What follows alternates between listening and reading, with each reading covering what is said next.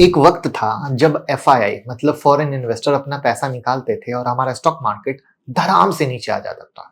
आप 2008 देख लो, 2013 देख लो, 2020 देख लो, हर बार की यही कहानी। लेकिन जून 2026 में एक ऐसी चीज हुई है जो भारत के स्टॉक मार्केट के इतिहास में पहली बार हुआ।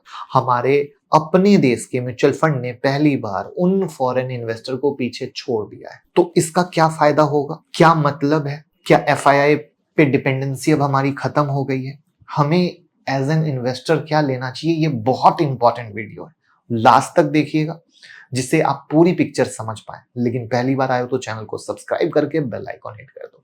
सीधा नंबर पे आते हैं। जून 2026 में एनएसटीएल के डेटा के मुताबिक भारत के म्यूचुअल फंड के पास जो एसेट था ना, वो पहुंच गया है 76.41 लाख करोड़।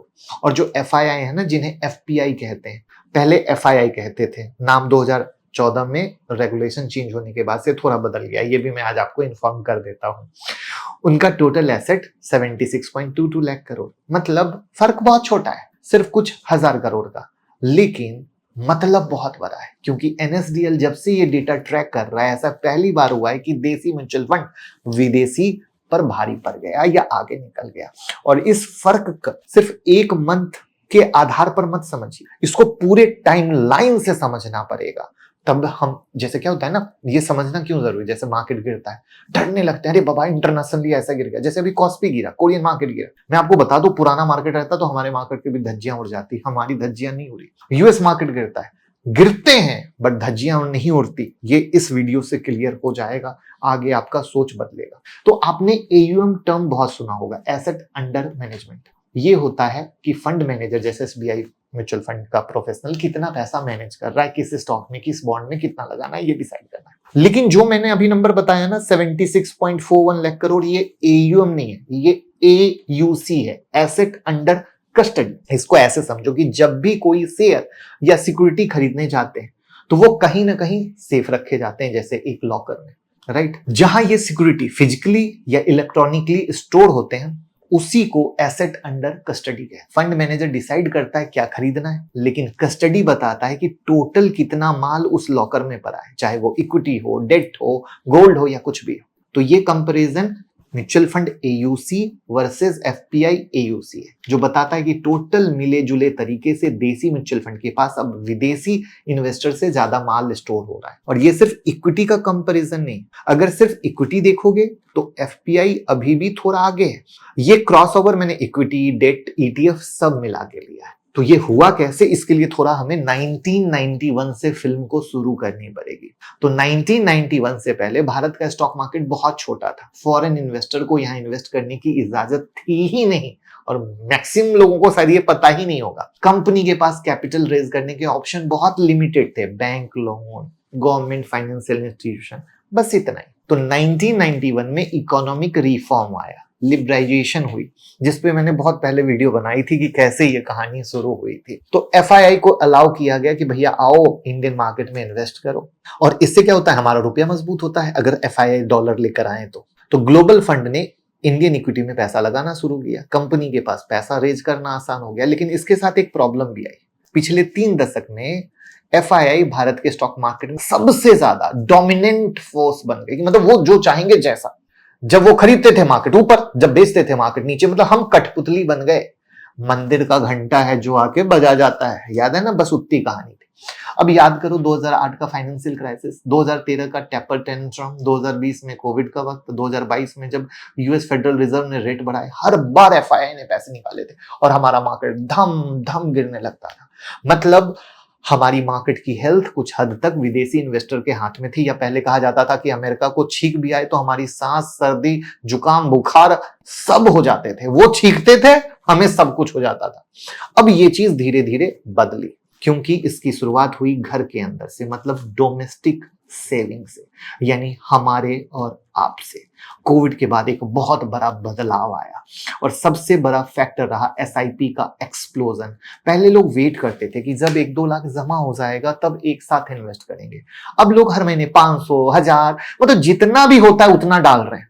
इससे कंटिन्यू क्या हुआ, एक स्टडी डोमेस्टिक कैपिटल फ्लो बना रहा, जो एफआईआई के उसके उलट है, जो अक्सर एक साथ बड़े अमाउंट के साथ आते हैं। और यहां हम हर टाइम डाल रहे हैं, पानी डाल रहे हैं। दूसरा बड़ा फैक्टर हाउस होल्ड सेविंग का फाइनेंशियलाइजेशन। सिंपल भाषा में इंडियन फैमिली के पास जो gold, real estate, fix deposit पड़ा रहता था, उन्हें रियलाइज हुआ कि इसमें इतनी ग्रोथ नहीं है, तो धीरे धीरे ये पैसा म्यूचुअल फंड और स्टॉक में शिफ्ट होने लगा। क्योंकि कोविड में जब लोग घर बैठे थे तो अवेयरनेस हुई, और इसके साथ साथ तीन और चीजें हुई। डेट म्यूचुअल फंड में ग्रोथ आई क्योंकि आरबीआई ने इंडिविजुअल इन्वेस्टर को डायरेक्ट गवर्नमेंट बॉन्ड में इन्वेस्ट करने की परमिशन दी। ईटीएफ मतलब एक्सचेंज ट्रेडेड फंड जो कम कॉस्ट में ट्रेडिंग अलाउ करते हैं, उनमें भी तेजी आई। और यूपीआई, ईकेवाईसी, ऑनलाइन ब्रोकर की वजह से अकाउंट खोलना चुटकी काम हो गया। पहले चुटकियों का काम नहीं होता था, पहले खाता खुलना अपने आप में बहुत बड़ा डिफिकल्ट जॉब या पहाड़ तोड़ने की कहानी हुआ करती थी। कौन कौन पुराने जमाने की इस पहाड़ तोड़ने वाली कहानी को जानते हैं, कमेंट में जरूर बताइएगा, तो पता चलेगा कि कितने पुराने इन्वेस्टर मुझे देखते हैं। मैं वो कमेंट को भी चेक करूंगा। अब इसे नंबर के थ्रू समझते हैं। नवंबर 2025 में एनएससी के डेटा के मुताबिक डोमेस्टिक म्यूचुअल फंड के पास लिस्टेड इक्विटी का ओनरशिप 10.9% था, और ये लगातार 9 क्वार्टर से बढ़ रहा था। और उसी वक्त एफआईआई का ओनरशिप गिर गया, 16.9% पे आ गया था, जो पिछले 15 साल में सबसे कम था। मार्च 2026 में मंथली एसआईपी कंट्रीब्यूशन पहुंचा 32,087 करोड़, रिकॉर्ड।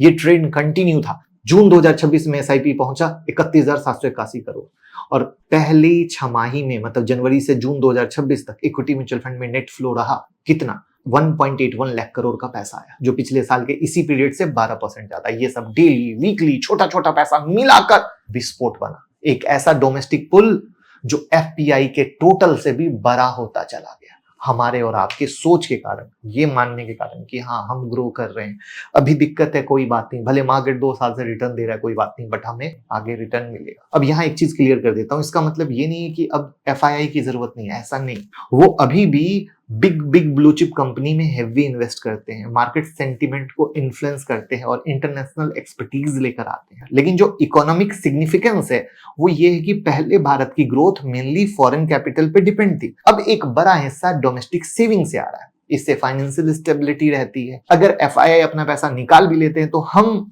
उसके मुकाबले इतने सेंसिटिव नहीं रहते जितना होता है। जैसे अभी वॉर चल रहा है, हम एक बार गिरे, दोबारा नहीं गिरे। और एक चीज याद रखिए, ये कंपैरिजन टोटल एयूसी का है, सिर्फ इक्विटी का नहीं है। अगर सिर्फ इक्विटी में देखोगे तो एफपीआई अभी भी थोड़ा आगे है, लेकिन जिस रफ्तार से डोमेस्टिक फ्लो बढ़ रहा है वो वक्त दूर नहीं है जब हम वहां भी आगे हो जाएंगे, एक प्राउड मोमेंट लेकर आएंगे। और इस प्राउड मोमेंट पे भैया लाइक तो बनता है, क्योंकि ये लाइक आपके लिए। अब सबसे इंपॉर्टेंट सवाल, इस शिफ्ट का आगे मार्केट पर क्या असर पड़ेगा? तो इसको मैं 3 हिस्सों में तोड़ता हूं, क्योंकि यहां सिर्फ अच्छी खबर नहीं, चीजों को ध्यान से समझना। पहला, क्रैश का रिस्क कम होगा। इसका एक लाइक एग्जांपल जो मैंने अभी डिस्कस किया, 2026 के पहले 3 महीने में एफआईआई ने इंडियन इक्विटी से लगभग 1.3 लाख करोड़ निकाले, और उसी वक्त जो म्यूचुअल फंड वाले थे उन्होंने 1.5 लाख करोड़ इन्वेस्ट किया। मतलब एफपीआई की सेलिंग को पूरी तरीके से हम पी गए, राइट? और मार्केट क्रैश नहीं हुआ। फिर मार्च 2026 में जब यूएस ईरान वॉर की वजह से ग्लोबल अनसर्टेनिटी अपने पिक पे थी,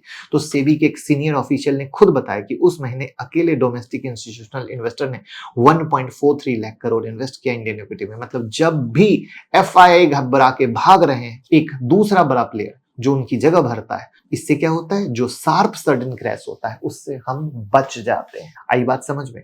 और ये बहुत इंपॉर्टेंट आता है, ये एक क्वेश्चन की तरह होता है, क्योंकि हम रिटेल इन्वेस्टर के पास 1,00,000 2 लाख होता है, तो पहली वाली अगर उन्होंने बर्बादी देखी होती तो वो तो यूं भाग चुके होते।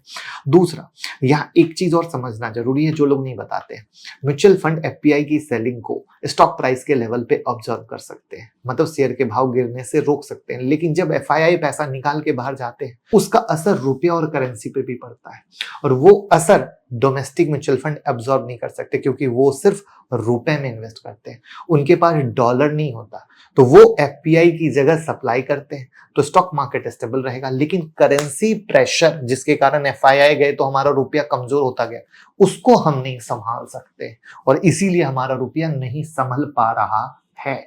ये इंपॉर्टेंट है। तीसरा, एफआईआई का असर अभी भी ज्यादा है। एक डेटा ये दिखाता है कि जिन कंपनियों में एफपीआई ने अपना स्टेक बढ़ाया, उन स्टॉक ने एवरेज 21.73% का रिटर्न दिया, जबकि जिन कंपनी में सिर्फ म्यूचुअल फंड ने अपना स्टेक बढ़ाया, उनका एवरेज रिटर्न 16.3% है। इसका मतलब ये है कि एफपीआई अभी भी प्राइस सेटर है, मतलब वो डिसाइड करते हैं कि कौन स्टॉक कहाँ जाएगा, जबकि डोमेस्टिक म्यूचुअल फंड ज्यादा प्राइस टेकर है, मतलब वो स्टेबिलिटी देते हैं, लेकिन डायरेक्शन उतनी सेट नहीं करते, और ये मुझे नहीं लगता कि आपको आज तक पता होगा जो मैंने बताया है। तो सीधी भाषा में आगे चल के आपको ये देखने को मिलेगा कि बिग सडन क्रैश का चांसेस कम होगा, और ये घटेगा आने वाले समय में जैसे जैसे पैसा बढ़ता जाएगा, क्योंकि डोमेस्टिक पैसा अब हर करेक्शन में बायर बना रहेगा। लेकिन करेंसी का जो इंपैक्ट है उसको रोका नहीं जा सकता है। करेंसी जो कमजोर हो रही है वो क्यों हो रही है, मैंने बताया कि वो डॉलर लेकर आते हैं, डॉलर लेकर जाते हैं, और डॉलर जैसे ही देश से गया रुपया कमजोर हो जाता है। तो उसको रोका नहीं जा सकता है, जिसका इंपैक्ट आप देख रहे हो। तो आपको कितनी बड़ी सीख मिली कि हम मार्केट को बचा भी रहे हैं, एफआईआई ज्यादा रिटर्न भी देते हैं, लेकिन उनके जाने से रुपया कमजोर होता है, जिसका इंपैक्ट हमारे स्टॉक मार्केट पे दिखता है, उसको भी नहीं रोका जा सकता, और उसका कोई सॉल्यूशन तो आज के डेट में है नहीं। हाँ, कल के डेट में डॉलर हट जाए इंटरनेशनल ट्रांजैक्शन से, तब कल के डेट में कुछ हो सकता है, अदरवाइज वो मुश्किल है। तो आपने बहुत बेहतरीन चीज सीखी। तो अगर आप खुद भी एसआईपी करते हो तो समझ लीजिए कि आप सिर्फ अपना फ्यूचर नहीं बना रहे, इस पूरे स्ट्रक्चरल शिफ्ट का हिस्सा हो, और आपको प्राउड होना चाहिए कि मैं वो हूं जो इंडियन स्टॉक मार्केट को गिरने से बचा रहा हूं। चाहे आप अपना 1% दे रहे हो, चाहे 0.01% दे रहे हो, बट कंधे से कंधे मिलता है तब मजबूत होता है, और यही देश की इकोनॉमी बनाता है। तो इस वीडियो को सबके साथ शेयर कीजिए, और म्यूचुअल फंड में इन्वेस्ट करने के लिए या डीमेट अकाउंट या क्रिप्टो में अकाउंट ओपन करने के लिए लिंक डिस्क्रिप्शन में है, ओपन कर लीजिए। Thank you.